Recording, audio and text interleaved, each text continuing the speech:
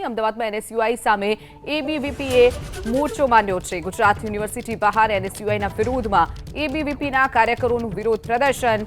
ભાવનગરના એનએસયુઆઈના પૂર્વ પ્રમુખના સાયબર ફ્રોડની ઘટનાને લઈ એબીવીપીના કાર્યકરોએ એનએસયુઆઈ વિરુદ્ધ સૂત્રોચ્ચાર કર્યા, પોતાનો વિરોધ નોંધાવ્યો છે। સાયબર ક્રાઇમે ભાવનગર એનએસયુઆઈના પૂર્વ પ્રમુખ અરશમાન ખાનની ધરપકડ કરી છે। ઇન્વેસ્ટમેન્ટ ફ્રોડના કેસમાં અરશમાન ખાનની ધરપકડ થઈ છે, ત્યારે સાયબર ઠગોને 11 બેંક એકાઉન્ટ પૂરા પાડી 25% કમિશન મેળવવાનો આરોપ પણ તેના ઉપર લાગ્યો છે। તો અમદાવાદમાં યુનિવર્સિટીની બહાર એનએસયુઆઈ સામે એબીવીપીએ મોરચો માંડ્યો છે। એબીવીપીનો વિરોધ, એબીવીપીના કાર્યકરોએ વિરોધ પ્રદર્શન કર્યું।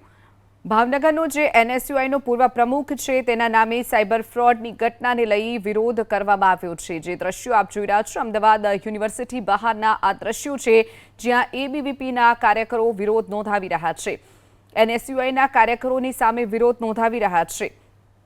તો ભાવનગરના પૂર્વ પ્રમુખનું સાયબર ફ્રોડમાં નામ ખુલતા જ એબીવીપીએ વિરોધ નોંધાવ્યો છે। સાયબર ક્રાઇમે ભાવનગર એનએસયુઆઈના પૂર્વ પ્રમુખ અરશમાન ખાનની ધરપકડ કરી હતી। ઇન્વેસ્ટમેન્ટના નામે ફ્રોડ કરી અરશમાન ખાનની સામે જે કેસ નોંધાયો હતો તેને લઈ અરશમાન ખાનની ધરપકડ પણ થઈ ચૂકી છે। સાયબર ઠગોને 11 બેંક એકાઉન્ટ પૂરા પાડી 25% કમિશન મેળવવાનો તેના ઉપર આરોપ લાગ્યો હતો, જેને લઈ પોલીસ હાલ તપાસ કરી રહી છે। તો બીજી તરફ અમદાવાદમાં ગુજરાત યુનિવર્સિટી બહાર એનએસયુઆઈના વિરોધમાં એબીવીપીના કાર્યકરો વિરોધ પ્રદર્શન કરી રહ્યા છે।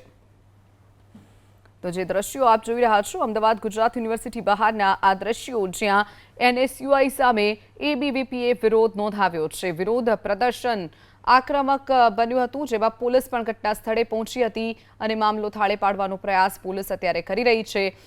એનએસયુઆઈના જે કાર્યકરો હતા તેની સામે જ એબીવીપીના કાર્યકરોએ મોરચો માંડ્યો, વિરોધ પ્રદર્શન પણ કર્યા હતા અને સાથે જ સૂત્રોચ્ચાર પણ કર્યા હતા। અરશમાન ખાન જે ભાવનગરમાં એનએસયુઆઈનો પૂર્વ પ્રમુખ રહી ચૂક્યો છે, જેની સામે સાયબર ફ્રોડની ફરિયાદ દાખલ થઈ છે, પોલીસે તેની ધરપકડ કરી લીધી છે। તો બીજી તરફ એબીવીપી સતત વિરોધ કરી રહ્યું છે આ ઘટનાને લઈ અને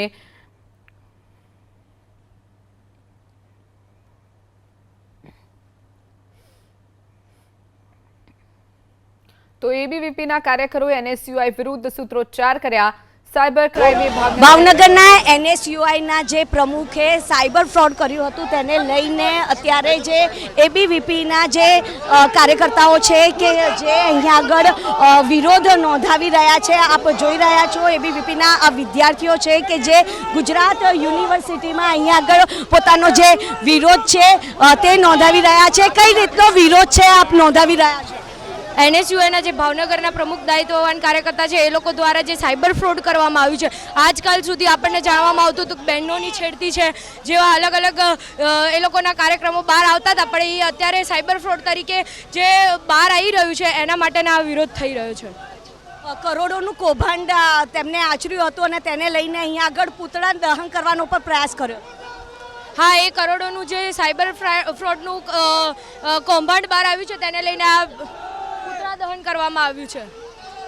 આપ જોઈ રહ્યા છો કે અહીંયા આગળ તમામ એબીવીપીના જે વિદ્યાર્થીઓ છે કે જેમનો ગુસ્સો અહીંયા આગળ જોવા મળી રહ્યો છે। પોલીસ દ્વારા તેમની જે અટકાયત છે તે અહીંયા આગળ કરવામાં આવી રહી છે, ટીંગાટોળી અહીંયા આગળ કરવામાં આવી રહી છે, કારણ કે ભાવનગરના જે એનએસયુઆઈના જે પ્રમુખે સાયબર ફ્રોડમાં પકડાતા તેના વિરુદ્ધમાં અત્યારે અહીંયા આગળ ગુજરાત યુનિવર્સિટીમાં એબીવીપીના વિદ્યાર્થીઓ દ્વારા અહીંયા આગળ વિરોધ પ્રદર્શન કરવામાં આવી રહ્યું છે।